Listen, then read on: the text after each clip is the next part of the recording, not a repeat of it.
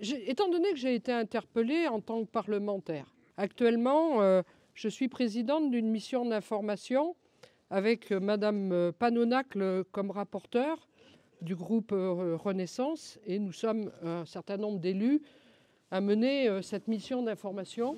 D'ailleurs, j'ai eu l'occasion d'auditionner un certain nombre d'acteurs de la forêt, que ce soit les chercheurs, que ce soit les collectivités territoriales, que ce soit les représentants des exploitants forestiers. Le thème de cette mission, c'est les effets du changement climatique sur la forêt. Cette mission fera son rapport au mois d'avril. Nous avons auditionné de nombreux chercheurs et aujourd'hui, au regard du changement climatique, il y a un grand nombre d'interrogations et de prises de conscience qu'il nous faut arriver à ce que vous avez dit tout à l'heure, la nécessité de faire évoluer la loi sur la question de l'exploitation de nos forêts. La forêt, c'est comme l'eau, c'est un bien commun. Oui, c'est un bien commun. C'est un bien commun parce que c'est notre poumon pour pouvoir respirer et que pour vos enfants, vos petits-enfants puissent espérer respirer au regard du changement climatique qui s'annonce. Même le ministre Béchu reconnaît aujourd'hui qu'on va vers un réchauffement climatique à +4. Donc, bien évidemment que la forêt prend une dimension très importante, comme d'ailleurs l'eau aujourd'hui. On vient enfin de mesurer malheureusement que l'eau, ça va être un problème. Et ça va être aussi un problème pour la forêt.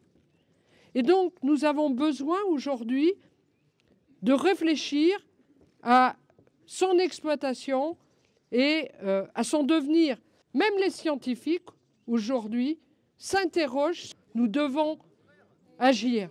Je pense qu'aujourd'hui, au regard de la situation ici, il y a nécessité de trouver une issue.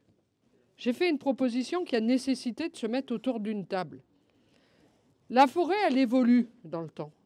Le plan de gestion, il date de 2014. Eh bien, il y a peut-être besoin de regarder à nouveau la réalité de l'évolution de cette forêt. J'ai bien entendu tout à l'heure, a priori, elle a été déclarée en tant que taillis. Mais je ne sais pas, je n'ai pas l'impression qu'on soit vraiment dans un taillis aujourd'hui. Voilà, donc mettons-nous autour de la table, regardons s'il y a possibilité de sortir de cette situation. C'est ce que je souhaite aujourd'hui. On n'est pas là pour aller à l'affrontement. Pas du tout. Avec Madame Panonacle, la dernière audition que nous avons eue, on est conscient que cette mission d'information, elle aura pour objectif de faire évoluer la loi. Mais vous le savez très bien que la loi, parfois, elle évolue grâce à l'intervention de citoyens. Ce n'est pas seulement l'affaire, bien sûr que c'est l'affaire des parlementaires pour pouvoir en débattre et la valider, pour modifier. Mais c'est parce que des moments, il y a une prise de conscience, d'évolution aussi de notre environnement qui fait, et économique aussi, de pouvoir faire évoluer la loi.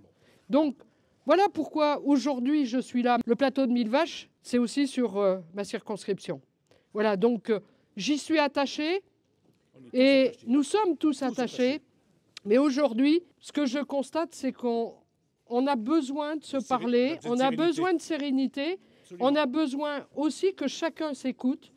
Mais je sais très bien qu'il y a des enjeux économiques derrière cette question. Et ces enjeux économiques ne peuvent pas se faire au détriment de l'intérêt commun. Voilà.